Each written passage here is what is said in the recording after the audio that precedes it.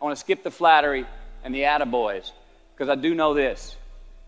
The sooner that we become less impressed with our life, with our accomplishments, with our career, with whatever that prospect is in front of us, the sooner we become less impressed and more involved with that and these things, the sooner we get a whole lot better at doing them. So, I'm going to talk to you about some things I've learned in my journey. Most from experience, some of them I heard in passing, many of them I'm still practicing, but all of them I do believe are true. Now, they may be truths to me, but don't think that that makes them mine, because you cannot own a truth. So please think of these as signposts, approaches, paradigms that give some science to satisfaction. They're yours to steal, they're yours to share, liken to your own lives, to personally apply in your own lives, in your own way, should you choose to. So, here we go. Number one, life's not easy. Life is not easy. It is not. Don't try to make it that way. Life's not fair. It never was. It isn't now, and it won't ever be. Do not fall into the trap, the entitlement trap, of feeling like you're a victim. You are not. Get over it and get on with it. And yes, most things are more rewarding when you break a sweat to get them. Number two, I love this one. Unbelievable is the stupidest word in the dictionary. Should never come out of our mouths. Think about it. To say, oh wow, what an unbelievable play. It was an unbelievable book, an unbelievable film, an unbelievable act of courage. Really? It may be spectacular, it may be phenomenal, most excellent or outstanding, but unbelievable? Give others and yourself more credit. It just happened. You witnessed it. You just did it. Believe it. What about the other side of unbelievable? You know, that side when we humans underperform or act out of our best character. For instance, man flies a suicide jet into the World Trade Center.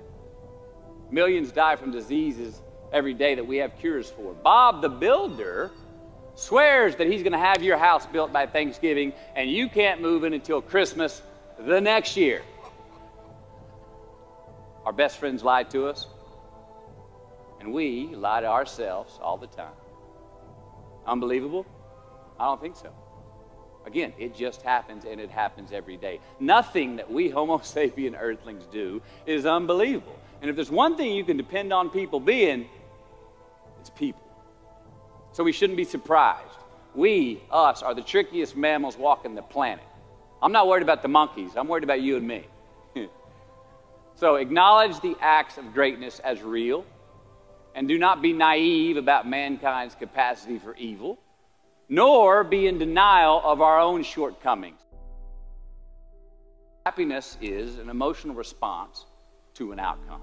If I win, I will be happy. If I don't, I won't. It's an if-then, cause and effect, quid pro quo standard that we cannot sustain because we immediately raise it every time we attain it. You see, happiness demands a certain outcome. It is result reliant. And I say, if happiness is what you're after, then you're going to be let down frequently, and you're going to be unhappy much of your time. Joy, though, joy is a different thing. It's something else. Joy is not a choice. It's not a response to some result. It's a constant. Joy is the feeling that we have from doing what we are fashioned to do, no matter the outcome. Now, personally, as an actor, I started enjoying my work and literally being more happy when I stopped trying to make the daily labor a means to a certain end. For example, I need this film to be a box office success. You know, I need my performance to be acknowledged. I need the respect of my peers. All those are reasonable aspirations, but the truth is, as soon as the work, the daily making of the movie, the doing of the deed became the reward in itself for me, I got more box office, more accolades and respect than I ever had before. See, joy is always in process. It's under construction. It is in constant approach, alive and well in the doing of what we're fashioned to do and enjoying it. Number 4, define success for yourself. Define success for yourself. Now check this out. I'm in south of New Orleans a few years ago, and I went to a voodoo shop. And they had this wooden partition against the wall with these columns. And in these columns were all these vials of these magic potions, right? And the headings above each potion defining what they would give you were things like fertility, health, family, legal help, energy, forgiveness, money. Guess which column was empty? Money. Let's admit it. Money is king today. It's what makes the world go round. It is success. The more we have, the more successful we are, right? Now, I would argue that our cultural values have even been financialized. Humility is not in vogue anymore. It's too passive. It's a get rich quick on the internet, rich is 15 minutes of fame world that we live in, and we see it every day. But we all want to succeed, right? So the question that we got to ask ourselves is what success is to us, what success is to you. Is it more money? That's fine. I got nothing against money. I don't. Maybe it's a healthy family. Maybe it's a happy marriage. Maybe it's to help others, to be famous, to be spiritually sound, to leave the world a little bit better place than you found it. Continue to ask yourself that question. Now, your answer may change over time, and that's fine. But do yourself this favor. Whatever your answer is, don't choose anything that will jeopardize your soul. Prioritize who you are, who you want to be, and don't spend time with anything that antagonizes your character. Don't drink the Kool-Aid, man. It tastes sweet, but you will get cavities tomorrow, all right? Life is not a popularity contest. Be brave, take the hill, but first answer that question, what's my hill? So, me, how do I define success? For me, myself. Well, for me, it's a measurement of 5 things. We got fatherhood. We got being a good husband. We got my health, mind, body, and spirit. We got career, and we got friendships. These are what's important to me in my life right now. So I try to measure these 5 things each day. I check in with them. I like to see whether or not I'm in the debit section or the credit section with each one. Am I in the red or am I in the black? You follow? For instance, sometimes say my career's rolling. All right, it's way up here in the black, but I see how my relationship with my wife maybe could use a little bit more of my attention. I got to pick up the slack on being a better husband. Get that one out of the red. Or say my spiritual health could use some maintenance. It's down here, but hey, man, my friendships and my social life, they're in high gear, right? I got to recalibrate. Checks and balances. I got to go to church. Remember to say thank you more often, something. But I got to take the tally because I want to keep all 5 in healthy shape. And I know that if I don't take care of them, if I don't keep up maintenance on them, one of them is going to get weak, man. It's going to dip too deep into the debit section. It's going to go bankrupt. It's going to get sick, die even. So first, we have to define success for ourselves. And then we have to put in the work to maintain it. Take that daily tally. Tend our garden. Keep the things that are important to us in good shape. I mean, let's admit it. We've all got 2 wolves in us. A good one and a bad one. And they both want to eat. The best I can tell, we just got to feed that good one a little more than the other one. Here we go. Number 5. Process of elimination is the first step to our identity. AKA, where you are not is as important as where you are. All right, 1992, I got my first job as an actor. 3 lines, 3 days work in a film called Dazed and Confused. All right. All right, all right, all right. There we go. So this director of that film, Richard Linklater, he kept inviting me back to set each night, putting me in more scenes, which led to more lines, all of which I happily said yes to. I mean, I'm having a blast. People are telling me I'm good at what I'm doing, and they're writing me a check for $325 a day. I mean, hell yeah, give me more scenes. I love what I'm doing. Well, by the end of the shoot, by the end of the film, those 3 lines had turned into over 3 weeks' work, And it was mine. It was Wooderson's 1970 Chevelle that we went to go get Aerosmith tickets in, man. Yeah, it was badass. Well, a few years ago, I'm watching this film again, and I noticed two scenes that I really shouldn't have been in. In one of these scenes, my character Wooderson, I exit screen left to head somewhere. And then I re-enter the screen and to double check if any of the other characters wanted to go with me. Now, in rewatching the film, and you'll agree if you know Wooderson, Wooderson's not a guy who would ever say, later, and then come back to see if you were sure you didn't want to go. Now, when Wooderson leaves, Wooderson is gone. He does not stutter, step, flinch, rewind, ask twice, or solicit. You know what I'm talking about. Wooderson has better things to do, like liking those high school girls, man, because I get older and they stay the same age. My point is, I should not have been in that scene. Shouldn't have come back. Should have exited screen left and never come back. But back then, making my first film, getting invited back to the set, cashing that check and having a ball, I wanted more screen time. I wanted to be in the scene longer and more and come back into the scene, right? But I shouldn't have been there. Wooderson shouldn't have been there. It is just as important where we are not as it is where we are. Look, the first step that leads to our identity in life is usually not, I know who I am, I know who I am. That's not the first step. The first step's usually, I know who I am not. Process of elimination. Defining ourselves by what we are not is the first step that leads us to really knowing who we are. You know that group of friends that you hang out with that they really might not bring out the best in you? You know, they gossip too much, or they're kind of shady. They really aren't going to be there for you in a pinch. Or how about that bar that we keep going to that we always seem to have the worst hangover from? Or that computer screen, right? That computer screen that keeps giving us an excuse not to get out of the house and engage with the world and get some real human interaction.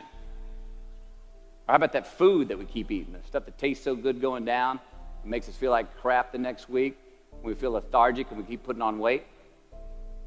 Well, those people, those places, those things, stop giving them your time and energy. Just don't go there. I mean, put them down.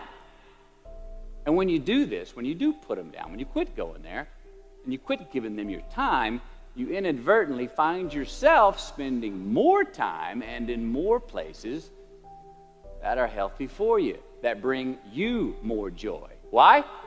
Because you just eliminated the who's, the where's, the what's, and the when's that were keeping you from your identity. Like, trust me, too many options, I promise you this, too many options will make a tyrant of us all. All right, so get rid of the excess, the wasted time. Decrease your options. If you do this, you will have accidentally, almost innocently, put in front of you what is important to you by process of elimination. Knowing who we are is hard. It's hard. So give yourself a break. Eliminate who you are not first, and you're going to find yourself where you need to be. Number 6, don't leave crumbs. And the beauty of delayed gratification. So what are crumbs? Well, the crumbs I'm talking about are the choices that we make that make us have to look over our shoulder in the future. You didn't pay that guy back the money that you owed him, and tonight you just saw him 3 rows behind you. Shit. You slept around on your spouse, and you just found out that tomorrow she and the lady you're having an affair with are going to be at the same PTA meeting. Shit again. You drank too much last night. You're too hungover to drive your son to his 8 a.m. Saturday morning baseball practice. These are the crumbs. They come in the form of regret, guilt, and remorse. You leave crumbs today, they will cause you more stress tomorrow. And they disallow you from creating a customized future in which you do not have to look over your shoulder. So let's flip the script. Instead of creating outcomes that take from us, let's create more outcomes that pay us back, fill us up, keep your fire lit, turn you on for the most amount of time in your future. These are the choices I'm talking about. And this is the beauty of delayed gratification. All right, tee yourself up. Do yourself a favor. Make the choices, the purchases today that pay you back tomorrow. Residuals. In my business, we call it mailbox money. If I do my job well today, and that movie keeps rerunning on TV, 5 years from now, I'm getting checks in the mailbox. It's a heck of a deal. So whether it's prepping the coffee maker the night before, so all you got to do is press the button in the morning, or getting ready for the job interview early so you don't have to cram the night before, or choosing not to hook up with that married woman because you know you're going to feel horrible about it tomorrow, and her husband carries a gun, or paying your debts on time so that when you do see that guy 3 rows back tonight, you don't have to hunker down in your seat hoping that he don't see you. Get some ROI. You know what that is? Return on investment. Your investment. You. Customize your future. Don't leave crumbs. Number 7. Dissect your successes and the reciprocity of gratitude. We so often focus on failure, don't we? We study failure. We obsess with failure. We dissect failure and our failures. We dissect them so much we end up intoxicated with them to the point of disillusion. I mean, when do we write in our diary? Usually when we're depressed. What do we gossip about? Other people's flaws and limitations. I mean, we can dissect ourselves into self-loathing if we're not careful. I find that most of the times our obsession with what is wrong just ends up breeding more wrong, more failure. And the easiest way to dissect success is through gratitude. Giving thanks for that which we do have, for what is working. Appreciating the simple things we sometimes take for granted. We give thanks for these things, and that gratitude reciprocates, creating more to be thankful for. It's really simple, and it works. Now, I'm not saying be in denial of your failures. No, we can learn from them too, but only if we look at them constructively, as a means to reveal what we are good at, what we can get better at, what we do succeed at. Now, personally, I've read a whole lot of my bad reviews. All right? I've had quite a few. Written by the more talented critics, they are the ones who give constructive bad reviews. They reveal to me what did translate in my work, what came across, what was seen, or what wasn't. Now, I don't obsess on the unfavorable aspect of their review, but I do seek what I can learn from it. Because their displeasure actually uncovers and makes more apparent what I do well, what I am successful at, and then I dissect that. All right, life's a verb. We try our best, we don't always do our best. Well, architecture is a verb as well. Yes, it is. And since we are the architects of our own lives, let's study the habits, the practices, the routines that we have that lead to and feed our success, our joy, our honest pain, our laughter, our earned tears. Let's dissect that and give thanks for those things. And when we do that, guess what happens? We get better at them, and we have more to dissect. Number 8, make voluntary obligations. All right, mom and dad, since we were young, they teach us things as children. Teachers, mentors, the government, and on laws, they all give us guidelines for which to navigate this life. Rules to abide by in the name of accountability. I'm not talking about those obligations. I'm talking about the ones that we make with ourselves, with our God, with our own consciousness. I'm talking about the you versus you obligations. We have to have them. Now, again, these are not societal laws and expectations that we acknowledge and endow for anyone other than ourselves. These are faith-based obligations that we make on our own. These are not the lowered insurance rates for a good driving record. You will not be fined or put in jail if you do not gratify these obligations I speak of. No one else governs these but you. They are your secrets with yourself, your own private counsel, personal protocols. And while nobody throws you a party when you abide by them, no one's going to arrest you when you break them either, except yourself. Or some cops who got a disturbing the peace call at 2:30 in the morning because you were playing bongos in your birthday suit. That was me. An honest man's pillow is his peace of mind. And when you lay down on that pillow at night, no matter who's in your bed, we all sleep alone.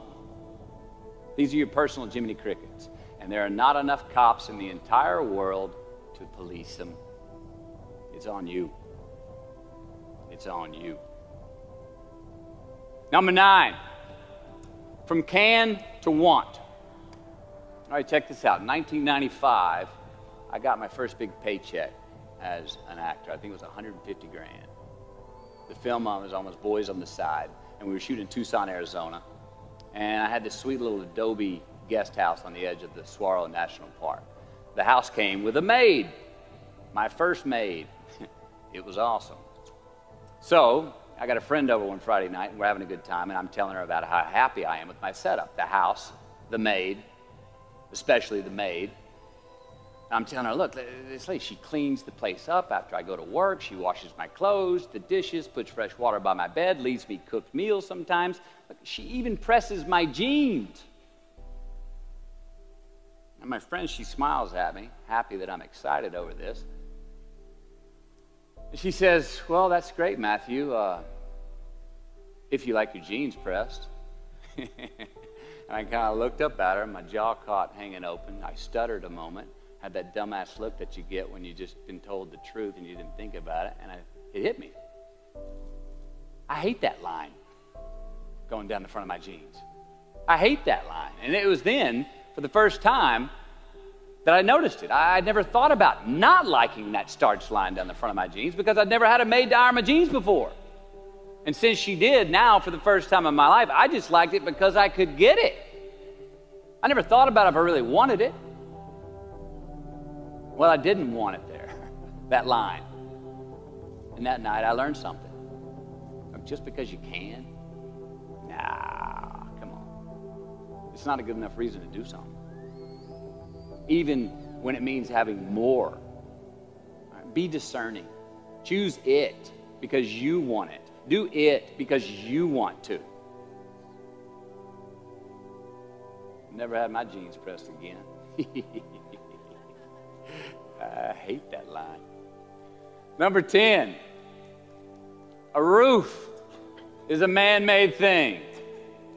This may cut a little close to the bone since the geography, but I think we all were there and we'll all remember where we were. But in January the 3rd, 1993, it was the NFL playoffs, and your Houston Oilers were playing the Buffalo Bills. The Oilers were up 28-3 at halftime, 35-3 early in the third. Frank Reich and the Bills come back to win 41-38 in overtime for one of the greatest comebacks in NFL history. Yeah, the Bills won, but they didn't really beat the Oilers. The Oilers lost that game. They beat themselves. Y'all remember that, huh? Why? Why'd they beat themselves? Or how? Was it because at halftime they put a ceiling, a roof, a limit on their belief in themselves, aka the prevent defense? Or maybe they started thinking about the next opponent in the playoffs at halftime. I mean, they were up. And they came out and played on their heels, lost the mental edge the entire second half, and voila, they lost. In a mere 2 quarters, defensive coordinator Jim Eddy went from being called the defensive coordinator of the year and the man first in line to be a head coach next year to a man without a job in the NFL. You ever choked? Nobody has ever choked? I have. You know what I'm talking about, fumbling at the goal line, stuck your foot in your mouth once you got to the microphone, had a brain freeze on the exam that you were totally prepared for. Forgot the punchline to a joke in front of 4,000 graduating students at the University of Houston commencement. Or maybe you've had that feeling of, oh my God, life just cannot get any better than this moment. And ask yourself, do I deserve this? Now, what happens when we get that feeling? We tense up. We have this sort of outer body experience where we are literally seeing ourselves in the third person. And we realize that the moment just got bigger than us. You ever felt that way? I have.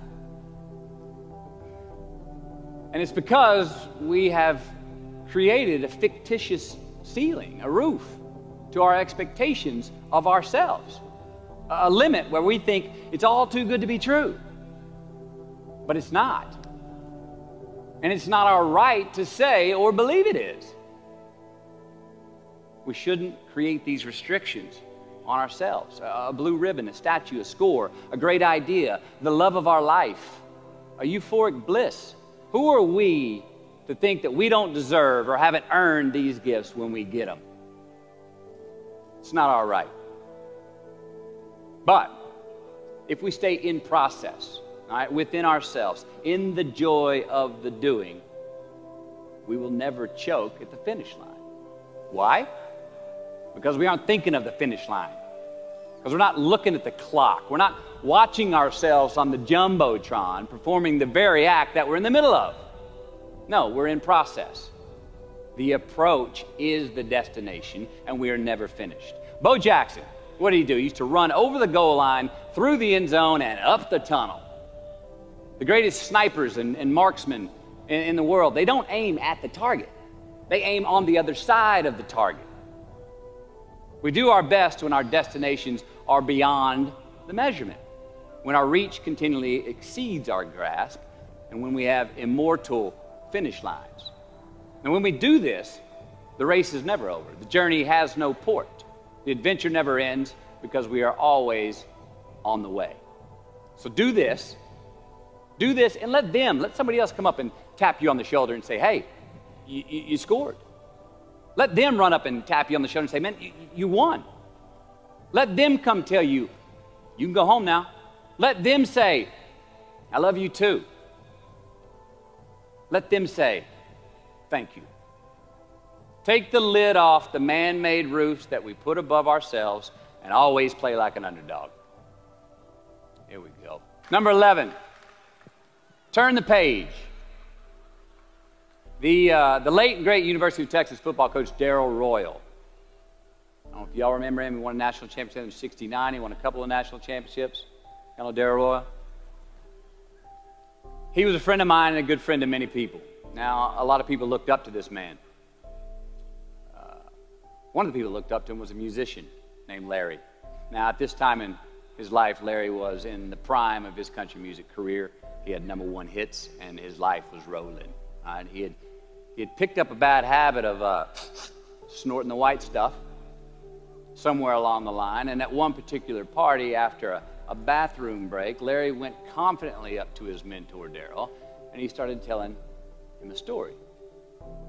Coach Royal listened, as he always had, and when Larry finished his story and was about to walk away, Coach Royal put a gentle hand on his shoulder, and he very discreetly said, hey, Larry, you got something on your nose there, bud.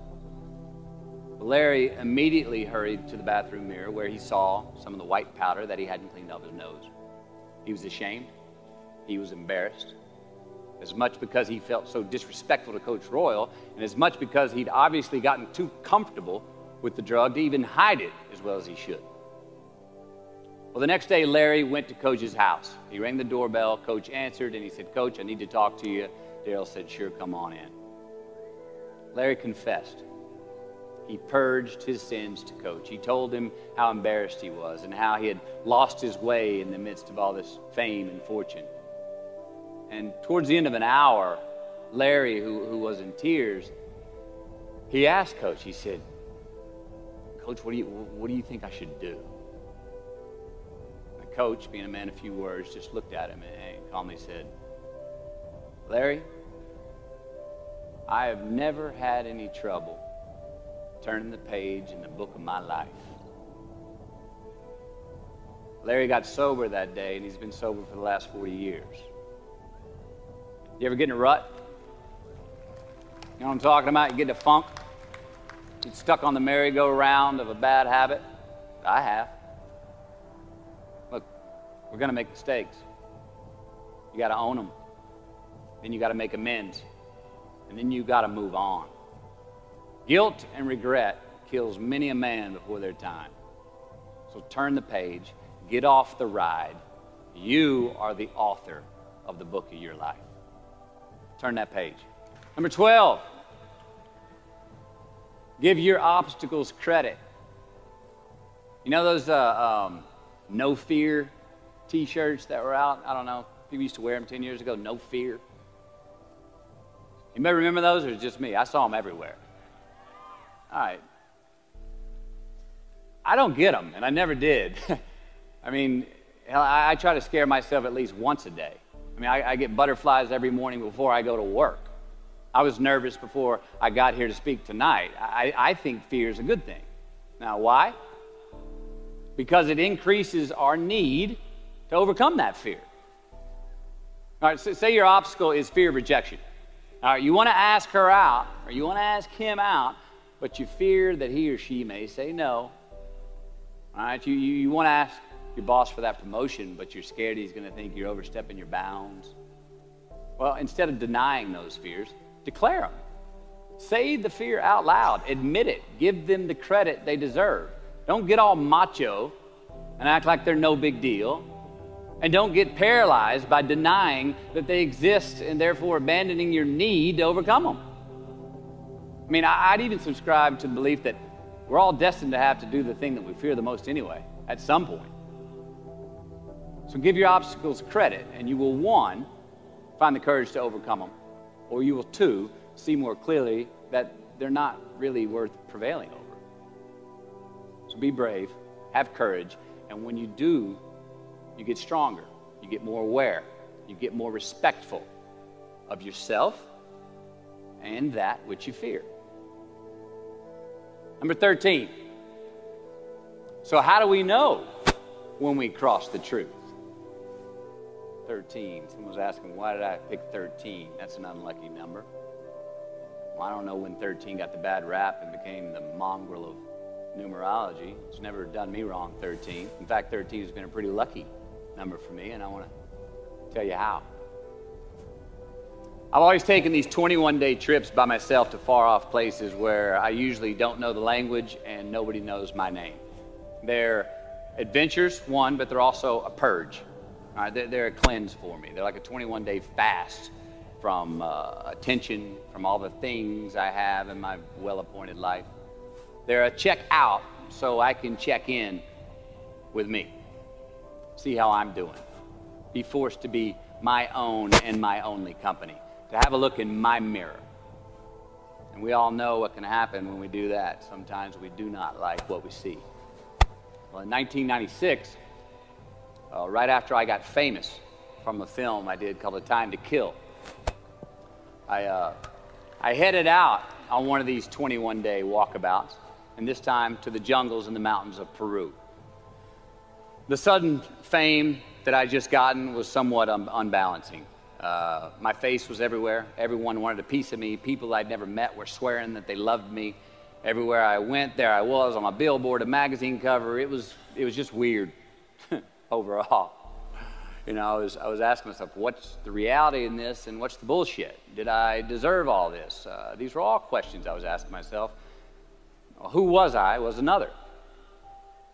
Now, there's always an initiation period with these trips, an amount of time that it takes for the place to initiate the traveler, the time it takes to disconnect from the world we just left and become completely present in the one we are traveling in. Now, for me, that initiation period usually lasts about 13 days. 13 hellish days until I am out of my own way. Well, it was the night of the 12th day of my 21-day trip. I'm settling into camp. I'd already hiked 80 miles to this point, and I had a 3-day trek ahead of me to Machu Picchu. And I was full-on sick of myself, wrestling with the loss of my anonymity. I was guilt-ridden for sins of my past. I had a lot of regret. I was lonely, disgusted with my company. mine, grappling with these demons on this night, I couldn't sleep. All of these badges and banners and expectations and anxieties that I was carrying with me, I needed to free myself from them. So I stripped down to nothing. I took every moniker that gave me pride and confidence, all the window dressings, the packaging around the product. I discarded them all. I got rid of my lucky and faithful American cap. I stripped off all my talismans from adventures past. I even discarded my late father's gold ring with an M on it that he gave to me. And it was a meltdown of he and my mom's class rings and gold from my mom's teeth. I even got rid of that. I was naked, literally and figuratively. And I got sick. I felt clean. I felt free and light. Along a muddy path on this walk, I turned a corner. And there in the middle of the road was this mirage, this magnificent pinks and blues and red colors that I'd ever seen. It was electric, glowing and vibrant, just hovering just off the surface of the jungle floor as if it was plugged into some neon power plant.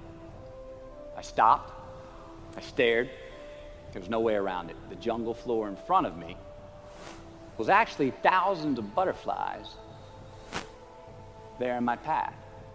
It was spectacular. So I stayed a while. And somewhere in my captivation, I heard this little voice inside my head say these words. All I want is what I can see. And all I can see is what's in front of me. Now at that moment, trip, I had stopped anticipating what was around the corner.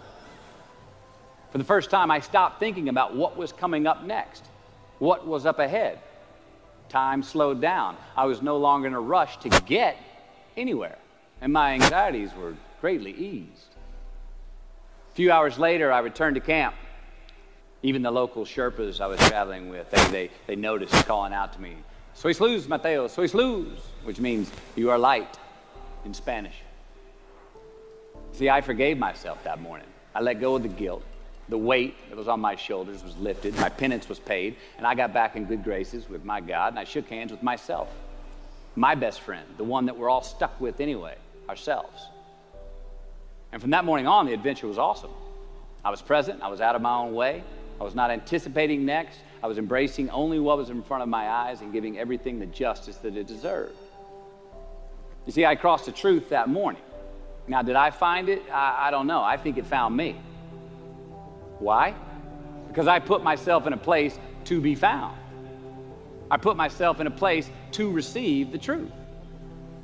So how do we know when we cross the truth? Well, I think the truth's all around us all the time. I mean, I think the answer, is always right there, right there. I think it's all around us. We just don't always see it. We don't always grasp it, hear it, access it. Usually because we're not in the right place to do so.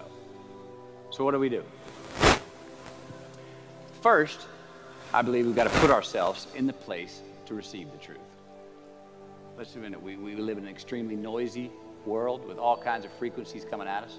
We got commitments, we got deadlines, fix this, do that, plans, expectations, and they all make it hard to get clarity and peace of mind. So we have to consciously put ourselves in places to receive that clarity. Now that may be prayer, that may be meditation, that may be a walkabout, that may be being in the right company, a road trip, whatever it is for you. Schedule that time. Schedule it. So, if we do that, if we hear it, if we put ourselves in a place to hear it, and we do, and it's become clear, a truth, natural and infinite, then the second part comes, which is to personalize it. Ask yourself how it works for you, how it applies to you personally, why you need it in your life specifically. And if you do that, then comes the third part. Have the patience to internalize it and get it from our intellectual head, thinking about it, and into our bones and our soul and our instinct. Now, we cannot rush this part. It does take time. So if we get that far, we've received it, we personalized it, and we've internalized it. Got to have the courage to act on it, to actually take it into our daily lives and practice it, to make it an active part of who we are and live it. We can do that. All right, if we can do that, then we have what I believe is heaven right here on earth. And that's the place where what we want is also just what we need. I mean, that's the ticket, isn't it? Think about it. I know that's where I want to live. While we're here, and they're going to run across the Jumbotron. Let's make it a place where we break a sweat, where we believe, where we enjoy the process of succeeding in the places and ways that we are fashioned to, where we don't have to look over our shoulder because we're too busy doing what we're good at, voluntarily keeping our own counsel because we want to, traveling towards immortal finish lines. We write our own book, overcoming our fears. We make friends with ourselves. And that is the place that I'm talking about.